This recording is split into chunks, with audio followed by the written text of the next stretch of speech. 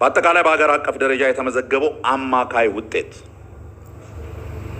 አማካይ ማለት ሁሉም ተደምሮ በተማሪዎቹ ሲካፈል የተገኘው አማካይ ውጤት ሁሉንም ትምህርቶች በአንድ ላይ ወሰድን አማካይ ውጤቱ 29.25 ከመቶ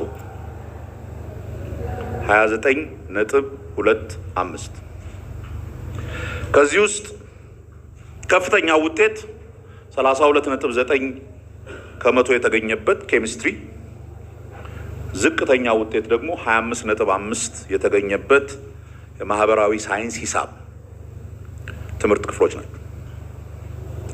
ናቸው።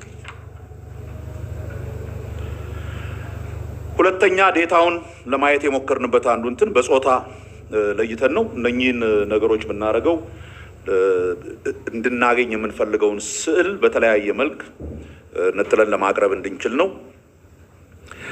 አማካይ ውጤቱን ስናይ የወንዶች 30.23% ሲሆን የሴቶች ደግሞ 28.09%